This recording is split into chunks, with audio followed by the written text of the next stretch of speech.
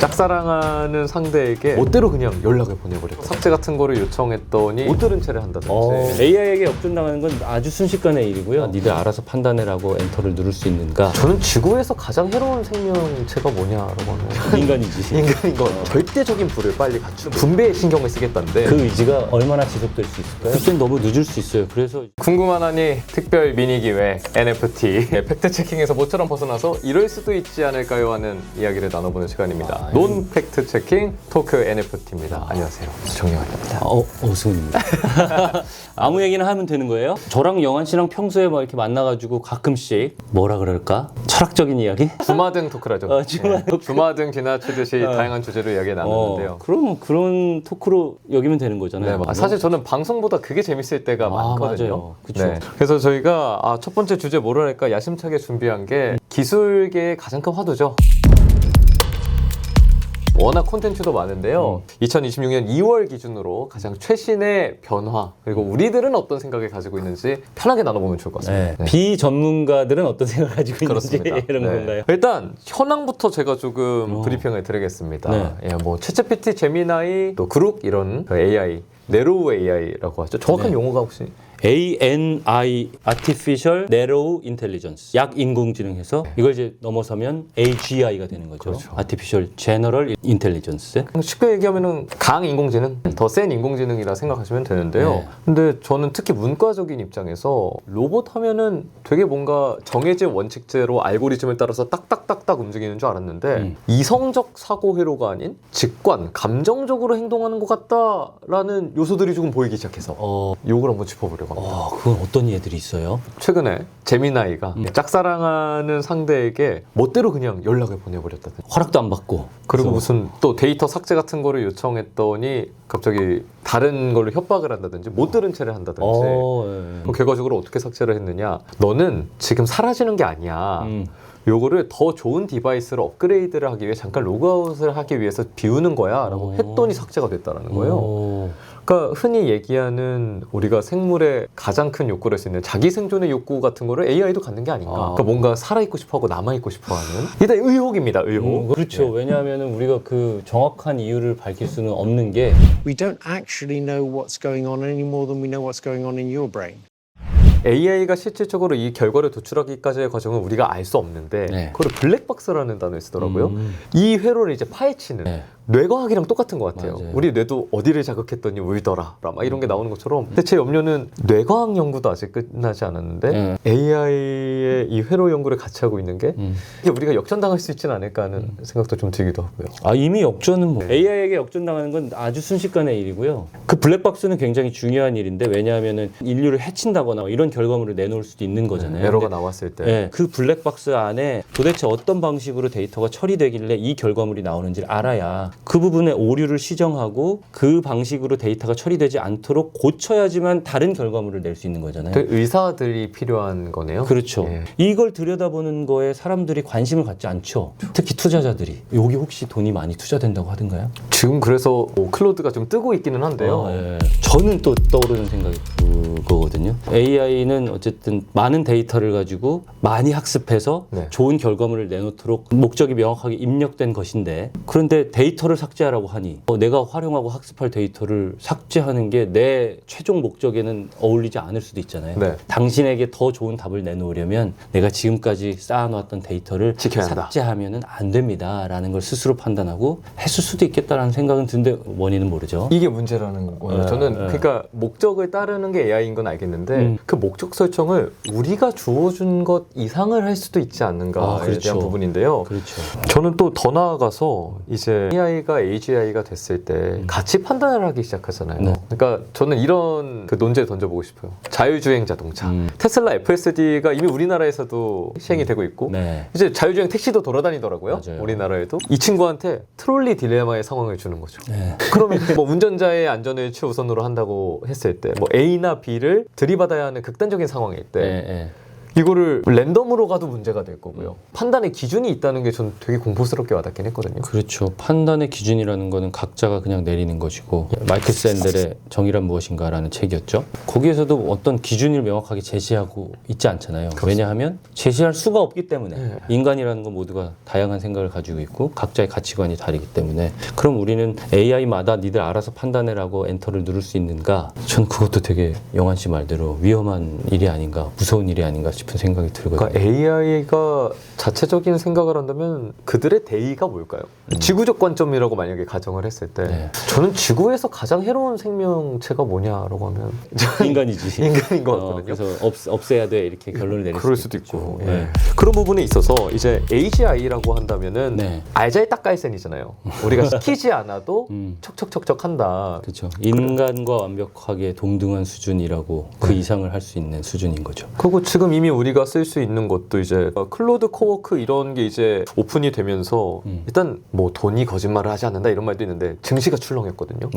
모든 소프트웨어 기업들의 주가가 단숨에 폭락을 했습니다. 네. 그래서 이제 AI한테 맡기면은 그런 프로그램들을 거치지 않아도 다 이게 구현이 되니까 저희가 챗GPT, 제미나이 창을 키지 않고 그냥 컴퓨터를 아예 권한을 주면 알아서 행동하게 되는 수준에 이르는 거예요. 그렇죠. 그런 것들이 이제 AGI가 가고자 하는 방향이에요. 알아서 해, 네가. 하나하나 명령을 안 해도 되는. 그렇죠. 네. 뭐 엑셀 소프트웨어를 써서 뭘 하고 뭐 순서도를 짜주지 않아도 그냥 나는 영수증 정리해가지고 엑셀 파일로 받아보고 싶어 하면 뭘 써야 할지까지 본인 다 판단해서 결과물을 내놓는 게 AGI죠. 그래서 AI에 대해서 흐름을 한번 크게 알면은 좋을 것 같은 게 근데 이제 우리에게 가장 친숙한 오픈 AI 같은 경우는 비영리 단체로 시작이 된 회사더라고요. 네. 근데 거기서 이제 문제가 된 게 AGI는 무조건 비영리로만 써야 한다인데 워낙 막대한 투자금이 들어오고 또 연구개발을 위하면은 수익도 필요하니까 이 부분에서 좀 충돌이 발생하고 있는 맞아요. 샘 알트만이라는 익숙한 사람이 해임이 됐다가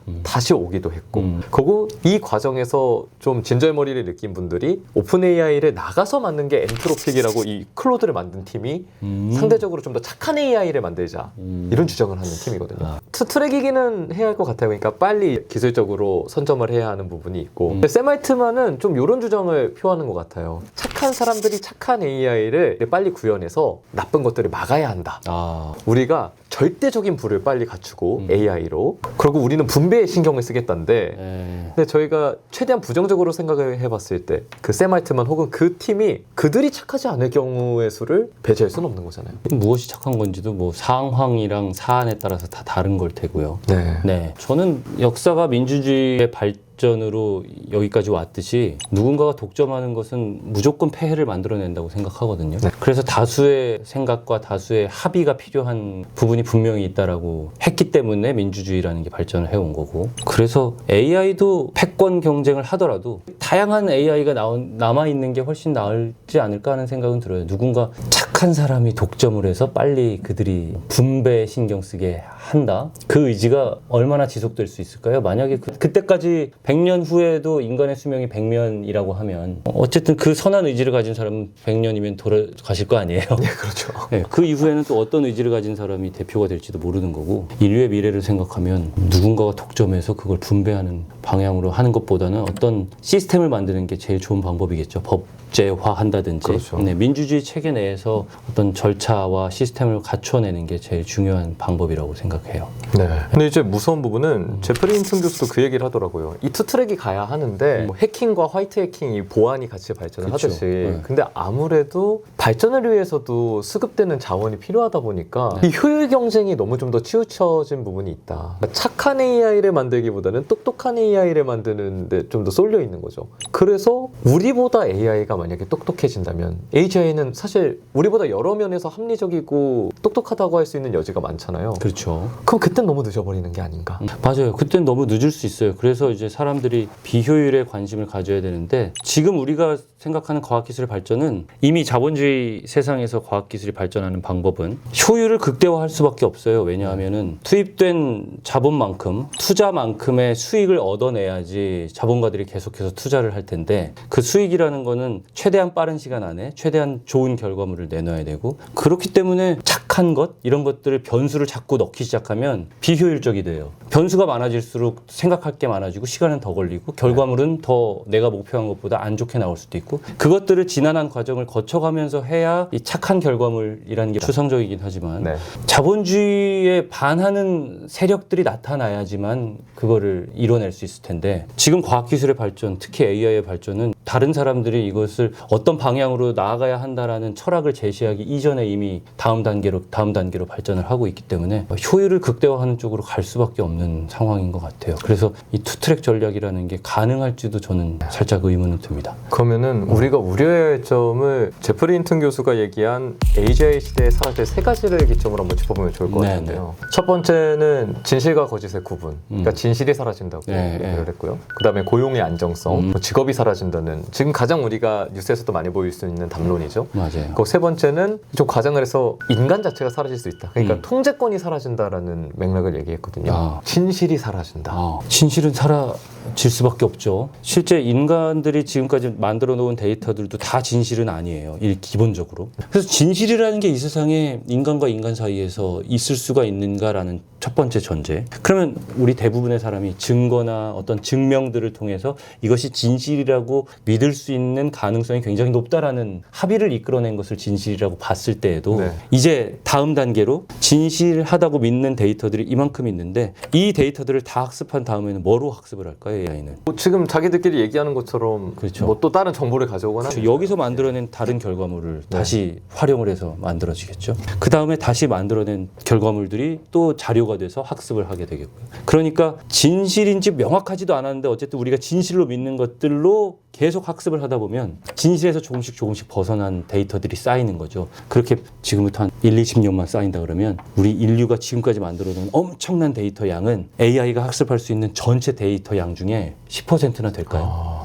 AI 학습에 대해서 얘기를 한 가지 더 첨언하자면 영한 씨랑 저랑 사진을 찍어가지고 업로드를 한 다음에 이걸 더 잘생기게 보정해줘 이렇게 명령어를 쳤어요. 그래서 좀 바뀌었어요. 같은 명령어를 계속 반복해서 눌렀어요. 더 잘생겨지게 더 잘생겨지게. 그냥 명령어는 단순해요. 조금 더 잘생기게 만들어줘. 그걸 계속 반복해서 누르면 나중엔 괴물이 돼요. 우리 얼굴이 사람이 아닌 이상한 괴물의 형체가 돼요. AI에게 자기가 만든 데이터를 학습시키면 어떻게 되는지를 명확하게 보여주는 사례거든요. 이게 무한한 학습을 할수록 그래서 진실이 사라진다라고 해석할 수 있겠네요. 사라지는 거죠. 예, 점점 멀어지는 거니까요. 참 역설적이게도 지식이 많아질수록 진실이 훼손된다는 결론에 좀 이르기도 하네요. 인간은 좀 더 지혜로 가야 하지 않나 이런 생각이 드는데요. 지금 두 번째 고용입니다. 직업이 대체된다.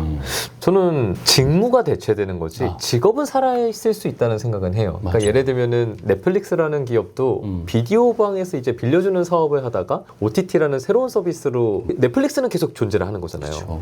그래서 아나운서부터 뭐 얘기를 해도 좋을 것 같고요. 네. 이번에 라디오 뉴스를 AI로 시행해 보겠다라는 시도가 있습니다. 그래서 특히 취약 시간대 라디오 뉴스라는 우리 업무 일부를 AI에게 떼어주고 더 창의적인 일들에 좀 에너지를 쏟도록 하자라는 합의를 모았고 기존에 없던 일을 새로 만들어서 하는. 네. 그래서 AI가 라디오 뉴스에 이제 들어올 예정이거든요. 근데 모든 직업이 다 똑같을 것 같아요. 절차가 단순한 업무들을 AI가 먼저 대체를 할 텐데 저도 영한 씨의 말에 동의는 합니다. 직업이 사라지지는 않을 거다. 그런데 넷플릭스를 예로 들었으니까 지금 OTT 쪽으로 넘어오면서 전 세계적으로도 그 비디오 사업을 했던 그 업체들 수보다 지금 적은 OTT 업체들이 남아있을 것 같은데요. 압도적으로 그럴 것 같은데요. 그렇죠. 네. 뭐 레코드샵도 그렇고요. 네. 넷플릭스 하나가 꽉 잡고 있잖아요. 군수 업체들은 넷플릭스 때문에 살아가기가 너무 힘든 상황이 됐고 네. 그래서 새롭게 런칭하기도 쉽지 않은 상황이고 모든 직업들이 다 그렇게 되지 않을까요? 그래서 저도 좀 충격을 받은 게 출퇴근할 때 광화문에 신임 회계사분들이 시위하고 계시더라고요. 네. 그 이유가 내가 지금 입사해서 할 일을 AI들이 하기 때문이라고 본인의 입으로 나오고 있는 이 부분이 되게 좀 오싹하게 느껴지기는 했거든요. 그래서 결국에 남는 사람은 그 업무의 통달에서 어떤 업무적인 철학을 가진 사람들. 근데 그거는 경험에서부터 나올 수밖에 없잖아요. 그러니까 이미 10년, 15년 한 회계사들이 이 업계가 어떻게 돌아가는 줄 알고 AI를 쓰죠. 조수를 두고. 그러니까 그걸 활용해가지고 결과물을 얻고 참고하고 자기가 결과물을 내고. 그게 새롭게 신입사원을 받아서 이 일을 가르치면서 마음에 안 드니까 자기가 다시 작업하고 이런 지난한 트라이얼 에러를 거치는 것보다 효율적이라고 생각하겠죠. 그 뭐 여러 담론들이 오가지만 부정할 수 없는 거는 직업인의 수가 줄어들거나 직업을 갖기까지의 경쟁이 훨씬 고도화될 것 같다는 생각은 듭니다. 저는 지금 현재 있는 직업들 중에 새롭게 그 분야에 뛰어들어서 성공을 할 수 있는 사람이 극히 줄어들 거라 생각해요. 베테랑의 시대가 오는 거군요. 네. 오히려 지금까지 없던 직업이라든지 각광받지 않았던 직업들이 새롭게 각광받는 경우가 많이 생겨날 것 같아요. 그러면은 뭐 경쟁력의 측면에서는 뭐 선배님은 두렵거나 그러진 않으세요? 저도 두렵죠. 저도 아나운서 일을 하고 있는데 아나운서 라디오 뉴스 이런 거를 생각하면 저는 실질적으로 3분 동안에 한두 번은 움찔움찔하고 씹기도 하고 그렇거든요. 저도 안 되는 발음이 몇 개 있어가지고. 그런데 이제 우리가 코로나 전에는 마스크를 쓴 사람이 이상했는데 코로나 때는 마스크를 안 쓴 사람이 이상했잖아요. 그렇죠. 점점 AI가 대체해서 AI가 잘하겠죠. 근데 그 이후에 또 넘어서 그 다음 세대를 생각해 보면 모든 일을 다 AI가 처리할 때 AI가 하지 않고 사람이 하는 그 어설픈 인간미 같은 게 느껴지는 그 업무에 대해서 더 호감을 가지고 더 그걸 찾는 사람이 많아질 수도 있을 것 같아요. 사람이어서 갖는 의미가 그거 같아요. 그러니까 더 잘하고 말고가 아니라 그렇죠. 사람이어서 그죠. 네. 그 사람은 사람에게 반응할 수밖에 없을 테니까. 저도 와닿는 게 뭐 버추얼 유튜버 참사 막 이런 영상도 많이 올라오거든요. 그러니까 얼굴을 바꾸는 게 너무 쉬워지니까 이제는 좀 그런 것도 더 찾지 않을까요? 진짜 사람이라는 게 증명된 콘텐츠들을 사람들이 좋아한다거나 아니면은 라이브를 사람만 할 수 있는 라이브의 맛이 있잖아요. 맞아요. 그리고 휴먼 터치. 뭐 예를 들면 로봇커피 요즘 싸고 잘 나오지만 저는 그래도 여전히 그 백발의 어르신께서 앞치마 메고 딱 내려주는 드립커피가 훨씬 좋거든요. 현실 사회적으로 육아 어떻게 먹고 사느냐에서 접근을 했을 때는 가장 대두되는 게 이제 분배란 말이죠. 네. 그러니까 샘 올트먼도 절대적 부를 가진 다음에 분배를 할 거다. 뭐 이런 식의 얘기를 했는데 현실적으로 그게 이상적으로 이루어질 수 있을까요? 그러니까 얼마 전에 일론 머스크도 그런 얘기를 했잖아요. 생산 비용이 너무 낮아져가지고 모두가 뭐 제품을 가지기가 쉬운 세상이 올 거다. 보편적 부자가 될 네, 것이다. 그 부라는 게 지금의 부와 정확하게 맞아떨어지진 않지만 이라는 말도 했던 것 같아요. 근데 저는 그러려면 물건을 사려면 어쨌든 작더라도 돈은 내야 될 거 아니에요. 그렇죠. 네, 돈을 낼 수입이 있어야 되는데 사람들은 수입을 어디에서 얻을까? 돈을 버는 사람들은 정해져 있잖아요. AI 기업과 로봇 기업. 그 사람들에게서 세금을 받든지 해가지고 보편적 부를 나눠줘야 될 거 아니에요. 만약에 그런 세상이 먼저 온 다음에 너희 회사가 지금 막대한 수익을 걷고 있으니 50% 60%를 세금으로 내서 그걸 온 국민에게 나눠주겠다라고 하면 자본주의 익숙한 그렇죠. 네. 지금 자본주의 역사가 몇백 년에 가고 있는데 이미 그리고 그 기득권이 된 기업들이 그걸 순순히 내놓을까 하는 생각은 들어요. 앞서 얘기한 데서 경쟁이 더 치열해질 거라고 했잖아요. 그럼 그 치열한 경쟁에서 이긴 사람들이 한마디로 내놓죠. 베풀어야 하는 예. 건데 그 내놓지 않겠죠. 왜 내놓을까요? 그들이 이미 실현되고 나서는 너무 늦고 왜냐하면 이익을 충분히 거둔 이후에는 네. 내줄 이유가 없습니다. 그럼 이익을 걷기 이전에 지금 단계겠죠. 이 민주주의 시스템이 갖춰진 지금 단계에서 AI 기업들이 앞으로 막대한 부를 얻을 텐데 그들의 부를 이만큼 가져와야 합니다. 그걸로 나눠줘야 합니다. 그래야 우리가 함께 먹고 살 수 있습니다라는 어젠다를 제시하는 사람이 나타나야 할 거고 네.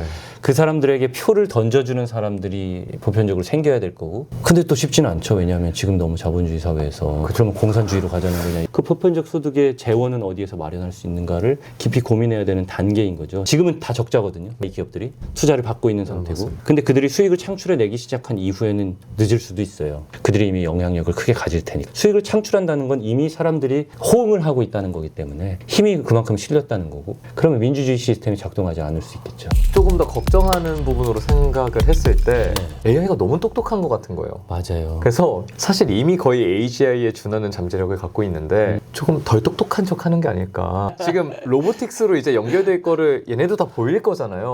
뭐 진짜 이제 물리력인 힘을 갖췄을 때 그때 확 해버리면은 무서울 것 같다. 인간의 통제를 벗어날 수 있는 정도의 힘을 갖췄을 때 한꺼번에 보여주겠다라고 해서 힘을 숨기고 있다, 그렇죠. 있을 수 있다 이런 생각인 거예요. 로보틱스가 되고도 이걸 신뢰하게 만드는 거예요. 원래 의심을 한 번만 더 꺾으면 확신이 되잖아요. 그러니까 조금 더 똑똑해지면 조금 더 학습을 많이 하고 사람들의 어떤 뭐 거짓말이라든지 아니면 이런 숨은 의도 같은 것들을 파악할 수 있는 능력까지 다 갖춘다고 하면 가능한 미래겠죠. 다 그런 일도 가능할 것 같아요. 우리가 어쨌든 통제권을 잃는 게 최악의 경우의 수인데 그나마 통제권을 잡아보려면 할 수 있는 것들에 대한 얘기도 해보면 좋을 것 같아요. 예를 들면은 저는 이 AI가 그 전쟁에서 비대칭 전력처럼 될 수 있을 것 같거든요. 핵무기라든가 화생방, 생화학 무기도 이미 과학적으로 다 개발이 됐지만 우리가 약속처럼 해서 그걸 지켜나가고 있는 게 있잖아요. 그러니까 만약에 AI가 인류에게 해로움을 끼치는 무언가가 드러나면은 그때부터는 이제 뭐 제도적인 거나 그런 방어 장치를 우리가 만들어서 의도적으로 통제하게 될 수도 있지 않을까 하는 생각도 합니다. 그런 거 있어야 할 것 같다는 생각도 들어요. 그러니까 불법이 될 수도 있는 거죠. AI 활용이. 이 생각의 끝은 결국 지구 리셋설로 가더라고요. 그러니까 우리가 기껏 보안 체계 디지털 다 했는데 다시 자필 서명이 중요해지고 그렇죠. 인주로 도장 찍고 근데 그것도 지금 얘기한 거랑 똑같이 마찬가지예요. 물리적인 게 중요해질 수 있을까? 근데 우리가 물리적인 거, 사람이 하는 무언가에 호감을 느끼고 하는 것에는 뭐 의미가 있을 수도 있겠지만 이 문서 같은 거라든지 아니면 서로 만나서 주고받는 약속 같은 것들을 남긴 징표 이런 것들은 너무 쉽게 대체할 수 있는 거죠. 이제 나중에는 뭐 로봇들이 왁싱해서 실링도 하고 하는 걸로 더 똑같이 더 잘할 수도 있으려나. 그러니까 언제든 다 대체는 될 수 있을 거예요. 로봇이나 AI가 감성마저 따라하는 시대가 오겠지만 일단 우리는 감성 영역으로 먼저 도망가는 게 차별화를 둘 수 있는 방법이긴 하겠네요. 저는 그렇게는 생각해요. 저는 이제 스마트폰의 발전이 우리가 밤하늘을 올려다보는 기회를 많이 빼앗아갔다라는 생각을 하는 사람인데 과학기술의 발전이 효율적이고 우리에게 많은 편리를 가져다 주는 거는 너무 맞죠. 그래서 많은 사람들이 이 과학기술을 누리면서 정말 삶이 편리해졌고 누리는 것도 많아졌지만 그 이면에 우리의 낭만이라든지 우리가 지켜내야 될 것, 예를 들어 뭐 대기의 환경이라든지 뭐 이런 것들은 잃어가는 것들이 너무 많잖아요. 하다못해 저도 여행 가는 걸 좋아하는데요. 카메라 기술이 있으니까 찍어놓고 두고두고 보고 보여줄 수가 있잖아요. 근데 정작 저도 그 카운트다운하는 불꽃놀이를 화면으로 보고 있더라고요. 그래요, 맞아요. 디지털 이걸 찍고 있느라고. 그러면서 제가 한번 좀 이거 좀 이상한데? 라는 느낌을 받기도 했었어요. 맞아요. 그래서 저도 딸이랑 불꽃놀이 보러 가가지고는 절대 우리 찍지 말자고 보기만 하자, 사진 찍지 말자 이런 얘기도 하곤 했는데 그런 것들을 잃어가는 거죠. 그러니까 사람들이 그런 것들을 기억하고 있을 땐 우리같이 낭만의 시대를 경험했던 사람들은 그걸 기억하니까 이것들을 지켜나가는 게 필요해라는 생각을 할 수 있겠죠. 그런데 우리 다음 세대들은 AI가 태어날 때부터 당연한 거였고 그다음에 스마트폰이 아니겠죠. 그때는 이제 이런 것도 없겠죠. 그쵸. 이런 것들이 당연하면 그 낭만이라는 걸 알 수 있을까?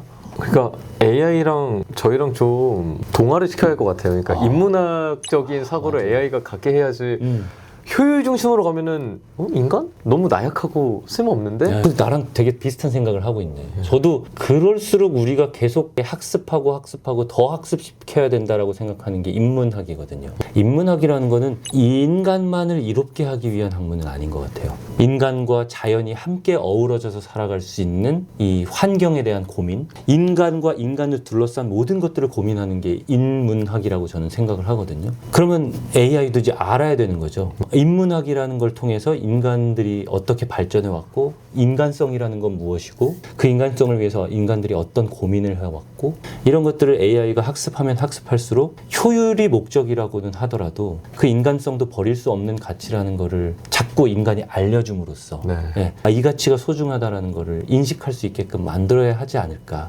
주입은 지금 단계에서 학습으로 자꾸 밀어넣고 스스로 인문학을 공부하고 인문학적 소양을 AI가 갖도록 만드는 게 그러네요. 답이 아닐까 하는 생각을 해요. 그러니까 인간의 울타리를 그들이 벗어나지 않게. 그럼 우리는 무엇을 할 수 있는가에서 제가 기대하는 바는 앞서 우리가 얘기했던 인문학과 자연과학이 각광받는 것처럼 무쓸모의 중요성? 이게 좀 말이 되게 역사적인데 제가 요즘 꽂힌 표현이 무쓸모의 쓸모거든요. 그러니까 쓸모 없는 게 오히려 쓸모가 있어지는 시대여서 어떻게 보면 좀 되게 장자 철학에서 제가 영감을 받은 거긴 한데 사실 지금 우리는 AI랑 경쟁을 하고 있고 AI 사이에서 생존을 해야 한다고 하지만 그게 앞서서 인간끼리도 너무 경쟁이 치열하고 서로를 잡아먹는 그렇죠. 이거부터 탈피하는 게 우리가 머지않아 나중에 뭐 분배를 논하든 저희가 함께 공존할 수 있는 사회에 인간부터가 서로 공존할 수 있는 그건 좀 헤게모니 잡아야 하지 않나. 근데 그거는 저는 자연히 오게 될 수밖에 없는 것 같아요. 쓸모를 지금 사전을 찾았는데 쓸만한 가치라고 돼 있네요. 사실 AI가 발전을 하고 안드로이드 로봇이 우리 일상에 보편적으로 들어온다면 일론 머스크가 우리 인구가 지금 80억이잖아요. 안드로이드 로봇 100억 시대를 얘기했거든요.